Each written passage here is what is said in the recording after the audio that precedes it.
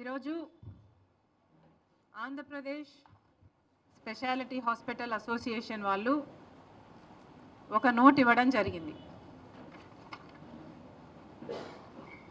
ఈ నోటు ప్రకారం ఆరోగ్యశ్రీ పథకాన్ని ఇక వాళ్ళు నడపలేము అని వాళ్ళ హెల్ప్లెస్నెస్ ఈ నోటు ద్వారా తెలియజేయడం జరిగింది. ఈ నోట్ ఏం చెప్తుంది అంటే, దూదికి సూదికి కూడా డబ్బులు లేవు అని వీళ్ళ ఆవేదన వ్యక్తం చేయడం జరిగింది. దీని సారాంశం ఏమిటంటే, ఇప్పటికీ వీళ్లకు అన్ని ప్రైవేట్ హాస్పిటల్స్ అన్నిటికీ కూడా కలుపుకుంటే ఇప్పటికీ వీళ్లకు చెల్లించాల్సిన బకాయిలు 3,000 కోట్ల రూపాయల దాకా ఉంది అని, ఈ బకాయిలు చెల్లించకపోతే మేము హాస్పిటల్స్ ఎలా నడుపుకోవాలి, మాకు సూదికి దూదికి కూడా డబ్బులు లేవు, ఇన్ని నెలలు పేమెంట్స్లో వెనకపడితే మేము లోన్స్ తెచ్చుకొని, వడ్డీలకు లోన్స్ తెచ్చుకొని, ఓవర్ డ్రాఫ్ట్లు తెచ్చుకొని ఇంతవరకు నడుపుకుంటూ వచ్చాము. ఇక మా వల్ల కాదు, మేము కూడా ప్రజలకు సేవ చేసే విషయంలో ఎంత భాగస్వామ్యం అవ్వాలి అనుకున్నా కూడా ఇక మా వల్ల కావటం లేదు అని వాళ్ళు చేతులు ఎత్తేసి ఈరోజు మేము ఇక ఆరోగ్యశ్రీ అంటే ఇప్పుడు ఎన్టీఆర్ వైద్య సేవలు అంటున్నారు దీన్ని, మేము ఇక నడపలేము చేయలేము అని వీళ్ళు అల్టిమేటం ఇవ్వడం జరిగింది. అసలు ఆరోగ్యశ్రీ పథకం రాజశేఖర్ రెడ్డి గారి పథకం, కాంగ్రెస్ పార్టీ పథకం. రాజశేఖర్ రెడ్డి గారు ముఖ్యమంత్రిగా 5 సంవత్సరాలు ఉంటే 5 సంవత్సరాలలో రాజశేఖర్ రెడ్డి గారు ఎన్నో అద్భుతమైన పథకాలు చేస్తే ఆరోగ్యశ్రీ అందులో ఒకటి. ఈ ఆరోగ్యశ్రీ పథకం ఆయన డాక్టర్ కాబట్టి రోగులకున్న కష్టాలు, ఆ కుటుంబాలకు ఎదురయ్యే అప్పులు బాధలు అన్నీ అర్థం చేసుకున్నవాడు కాబట్టి ఆరోగ్యశ్రీ పథకం ఎంత ముఖ్యమో గ్రహించాడు కాబట్టి తన పాదయాత్రలో ప్రజలకు అప్పులు అవుతున్నాయి అంశాలలో అనారోగ్యం ఒకటని గ్రహించాడు కాబట్టి రాజశేఖర్ రెడ్డి గారు ఆరోగ్యశ్రీ పథకాన్ని ప్రవేశపెట్టడం జరిగింది. ఆరోగ్యశ్రీ పథకం ఒక మన రాష్ట్రంలోనే కాదు, ఎన్నో ఇతర రాష్ట్రాలలో కూడా ఇది అద్భుతమైన పథకము అని దీన్ని సర్టిఫై చేస్తూ ఎన్నో పక్క రాష్ట్రాలు కూడా దీన్ని కాపీ చేయడం జరిగింది. ఈరోజు మన భారతదేశంలో ఆయుష్మాన్ భారత్ అయినా, యుఎస్ లాంటి దేశాలైనా ఇలాంటి ఎన్నో ఈ ఆరోగ్యశ్రీ పథకాన్ని కాపీ చేయడం జరిగింది. అలాంటి ఆరోగ్యశ్రీ పథకం ఈరోజు ఏ స్థితిలో ఉందో, ఎంత దుస్థితి ఉందో ఒకసారి గమనించమని కోరుతున్నాం. వీళ్ళు ఈ లేఖలో చెప్పిన ప్రకారము సెప్టెంబర్ 23లో మాకు ఆఖరిన పేమెంట్స్ వచ్చాయి. సెప్టెంబర్ 23 తర్వాత మాకు పేమెంట్స్ రాలేదు. ఈ రోజుటి వరకు అప్పటి నుంచి బకాయిలు వేసుకుంటే స్పెషాలిటీ హాస్పిటల్స్కి సంబంధించే 2,500 కోట్ల రూపాయలు ప్రభుత్వం కట్టాల్సి ఉంది. ఇక ప్రైవేట్ హాస్పిటల్స్ అన్నీ కలుపుకుంటే 3,000 కోట్ల రూపాయలకు పైగానే బకాయిలు ఉన్నాయి అని అంచనా. మరి ఇంత అద్భుతమైన ఆరోగ్యశ్రీ పథకానికి జగన్మోహన్ రెడ్డి గారు రాజశేఖర్ రెడ్డి గారు కొడుకై ఉండి నేను వారసుని అని చెప్పుకుంటూ జగన్మోహన్ రెడ్డి గారు సెప్టెంబర్ 23 తర్వాత ఆరోగ్యశ్రీకి బిల్లులు ఎందుకు కట్టలేదు? జగన్మోహన్ రెడ్డి గారు సమాధానం చెప్పాలి. అసలు రాజశేఖర్ రెడ్డి గారికి ఈ పథకం ఎంత ఇష్టమైన పథకమో జగన్మోహన్ రెడ్డి గారికి తెలియని విషయం కాదు. ఇది మా కుటుంబానికి పర్సనల్గా ఆరోగ్యశ్రీ ఇది డెవలప్ అవుతున్న సమయంలోనే ఇది రాజశేఖర రెడ్డి గారికి ఎంత ప్రియమైన పథకమో మా అందరికీ తెలిసిన విషయం. అలాంటిది జగన్మోహన్ రెడ్డి గారు సొంత కొడుకై ఉండి నేనే వారసుని అని చెప్పుకుంటున్నారు కదా. మరి అలాంటప్పుడు రాజశేఖర రెడ్డి గారి ఆరోగ్యశ్రీ పథకానికి మీరు బిల్లులు ఎందుకు కట్టలేదో జగన్మోహన్ రెడ్డి గారు సమాధానం చెప్పాలి. సెప్టెంబర్లో లాస్ట్లో 2023 సెప్టెంబర్ 3లో 23కి లాస్ట్ బిల్లు వీళ్ళకి అందిందంట. దాని తర్వాత మాకు డబ్బులు అందలేదు, మేము ఎలా నడుపుకోవాలి అని వీళ్ళు అడుగుతున్నారు. ఈ రోజుకి దాదాపు 3,000 కోట్ల రూపాయలు వీళ్ళకు అప్పులున్నాయి. మరి ఇప్పుడు చంద్రబాబు గారు ముఖ్యమంత్రిగా ఉన్నారు. చంద్రబాబు గారు ఆరోగ్యశ్రీ పథకానికి డబ్బులు ఎందుకు చెల్లించటం లేదు? ఈ అసోసియేషన్స్ వాళ్ళు మీ దగ్గరికి వచ్చి వాళ్ళ గోడు చెప్పుకొని ఆరోగ్యశ్రీ CEO దగ్గరికి వెళ్ళి మల్టిపుల్ టైమ్స్ మా గోడు చెప్పుకున్నా కూడా మమ్మల్ని అర్థం చేసుకున్న పాపాన పోలేదు. ఎన్నిసార్లు మా నివేదికలు ఇచ్చి మేము అలసిపోయాము.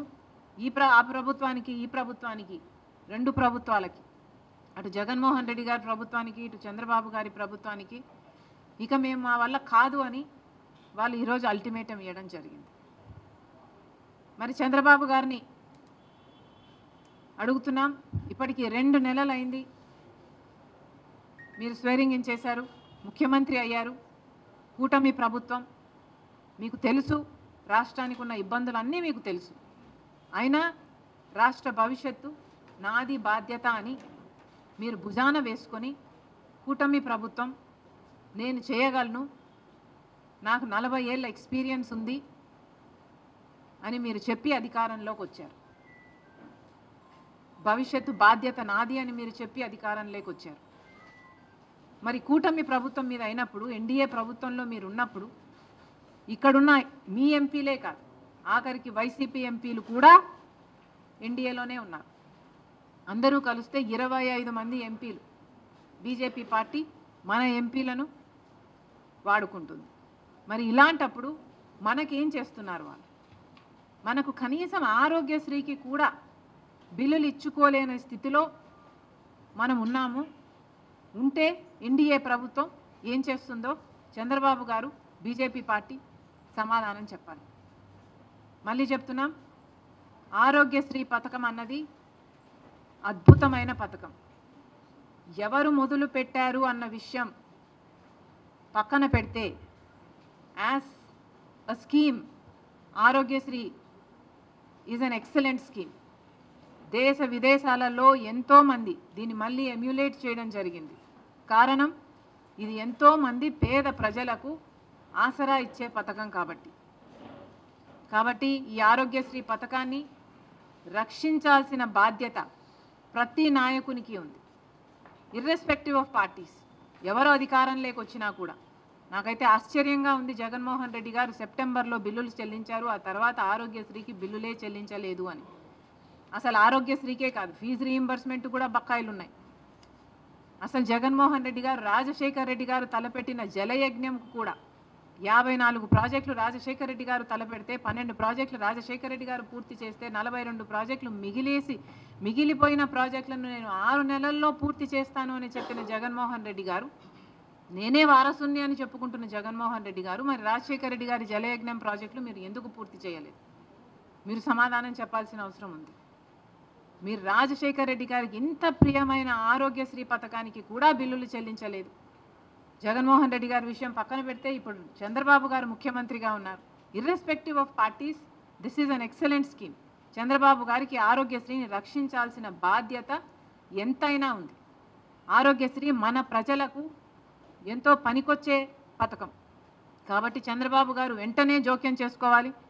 మళ్ళీ చెప్తున్నాం, ఎన్డీఏకి మన అందరు ఎంపీలు 25 మంది ఎంపీలు పార్టీలకు అతీతంగా మొత్తం అందరూ ఊడిగలు చేస్తున్నారు బీజేపీ పార్టీకి. మరి అలాంటప్పుడు కనీసం ఆరోగ్యశ్రీని కూడా బతికించుకోలేకపోతే మరి ఇంతమంది ఎంపీలు బీజేపీకి ఇచ్చి ఏమి లాభం?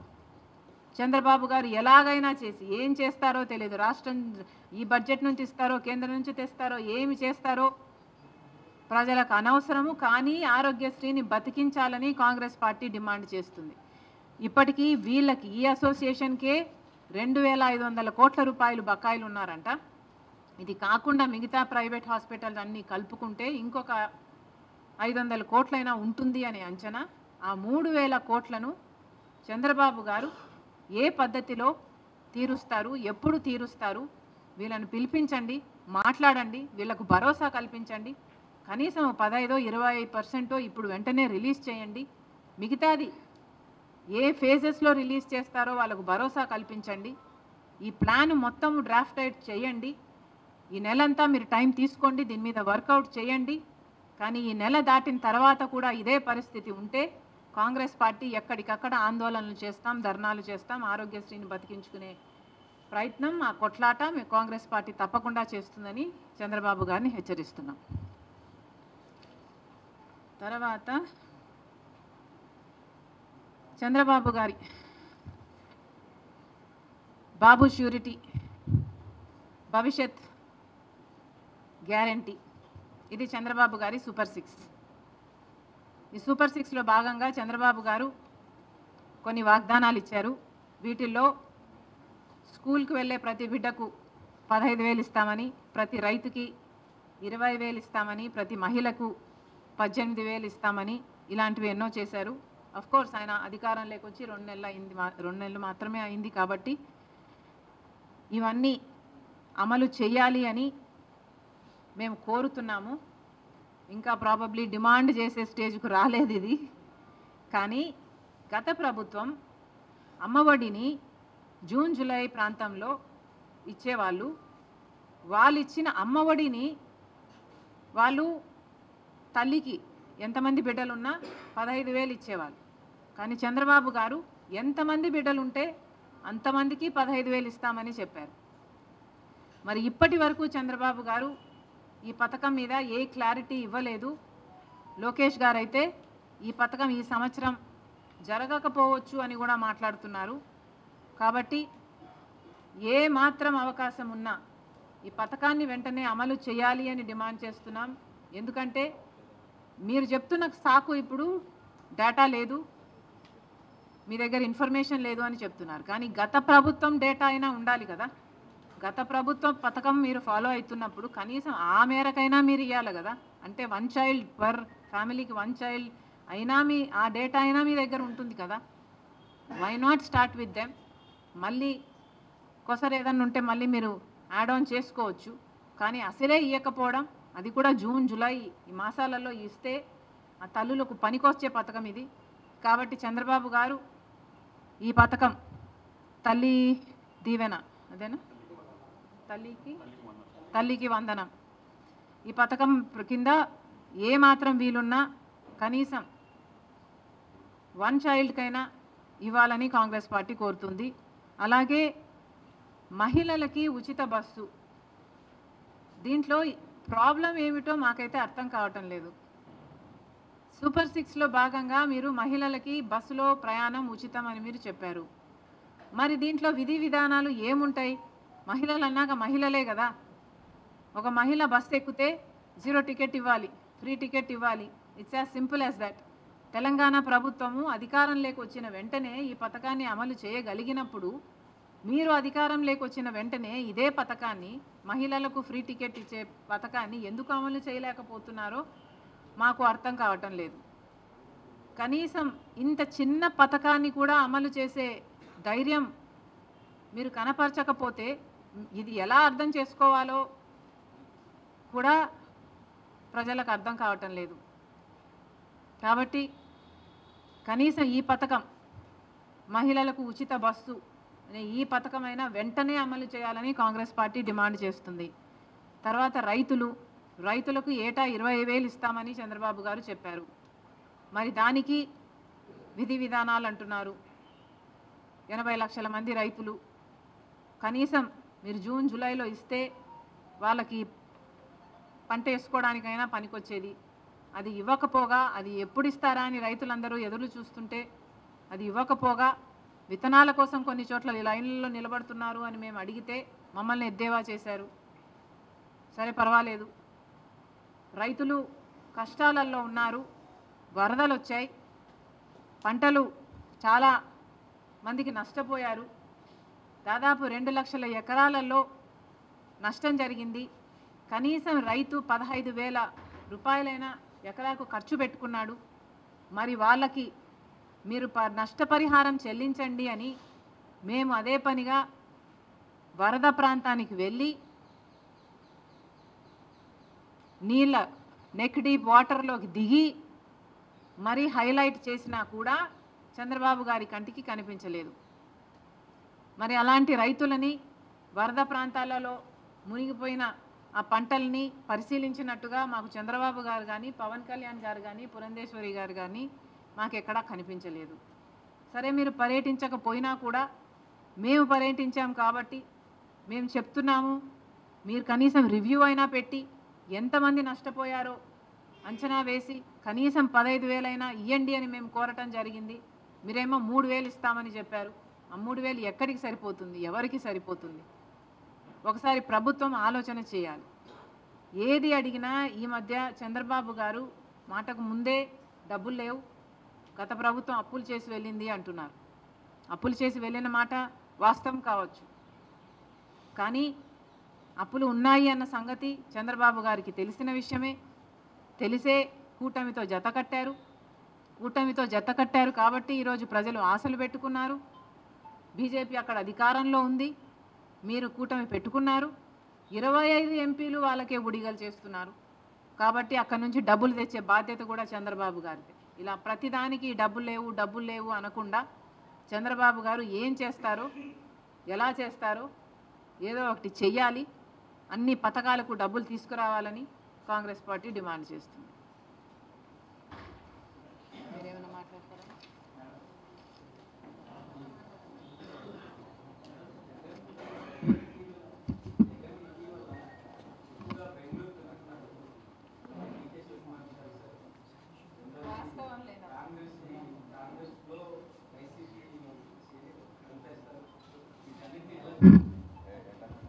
ఇంతకుముందే చెప్పినట్టున్నాం కదా, పిల్లకాలువలన్నీ సముద్రంలో చేరాల్సిందే అని. కలుపుతారా? కలపండి, మోస్ట్ వెల్కమ్.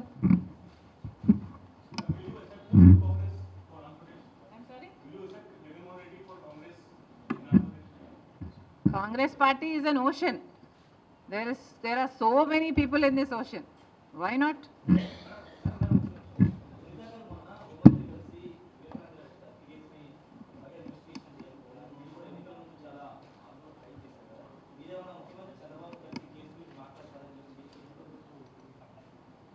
అవసరం ఉందని నేను అనుకోవటం లేదు, ఎందుకంటే సునీత ఆల్రెడీ కలిసింది ప్రభుత్వాన్ని. గత ప్రభుత్వంలో న్యాయం జరగలేదు, అప్పుడు ఎన్డీఏ అధికారంలో ఉంది. ఇప్పుడు మళ్ళీ అక్కడ ఎన్డీఏ అధికారంలో ఉన్నా ఇక్కడ ప్రభుత్వం మారింది కాబట్టి న్యాయం జరుగుతుందేమో అన్నది సునీత ఆశ. తప్పులేదు కదా కలిస్తే.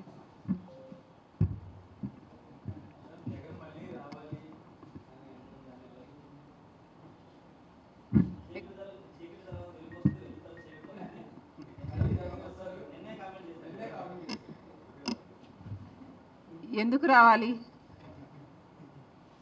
మళ్ళీ 10 లక్షల కోట్లు అప్పు చేయడానికి రావాలా? ఎందుకు రావాలి? 10 లక్షల కోట్ల రూపాయలు అప్పు చేయడం కాకుండా, రాష్ట్రాన్ని అప్పుల పాలు చేయడం కాకుండా, మీరేమో కొండలు కొరిగేసి ప్యాలెస్లు కట్టుకోవడానికి రావాలా? కనీసం రాజశేఖర్ రెడ్డి గారి జలయజ్ఞంలోని ప్రాజెక్టులు పూర్తి చేయకపోతే, కనీసం ఉన్న ప్రాజెక్టులలో మీరు మరమ్మతులు, మెయింటెనెన్స్లు కూడా చేయకపోతే గేట్లు కూడా తేలుతున్నాయండి. మళ్ళీ ఆ దుస్థితి చూడ్డానికి రావాలా? ఎందుకు రావాలి?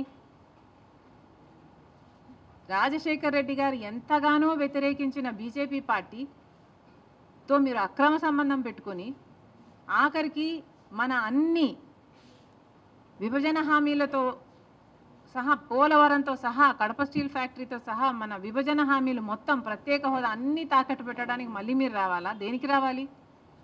పూర్తి మద్యపాన నిషేధం అని చెప్పి మోసం చేయడానికి మళ్ళీ రావాలా? 3,000 కోట్లతో రైతులకి ధర స్థిరీకరణ నిధి అన్నారు ప్రతి సంవత్సరం. 4,000 కోట్లతో పంట నష్టపరిహారానికి పక్కన పెడతాను ప్రతి సంవత్సరం అన్నారు. ఇలా ఎన్ని మాటలు చెప్పి మళ్ళీ మోసం చేయడానికి రావాలి? రాడు. జగన్మోహన్ రెడ్డి గారు ఇక అధికారంలోకి రాడు, వైసీపీకి అధికారంలోకి రాదు.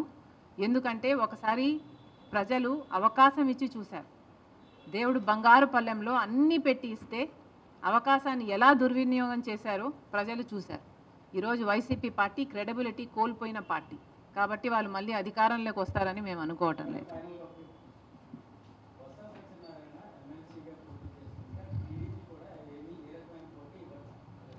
అవును, ఎందుకని అడగండి చంద్రబాబు గారిని. ఇంత గొప్ప విజయం తర్వాత చంద్రబాబు గారు ఏమన్నా I don't know.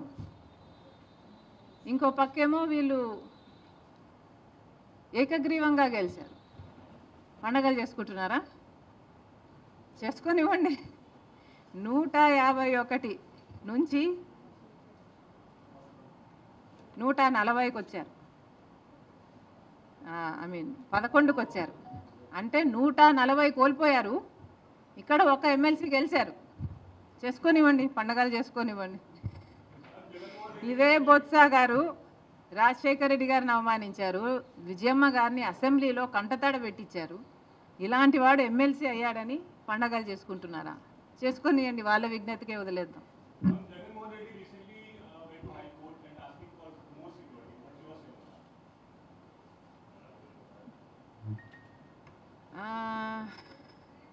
I am not aware of the security he has right now. Oh, he has that plus. I do not see the need for additional security.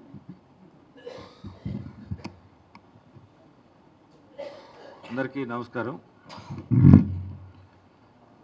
Telugu Desam party ఆధ్వర్యంలో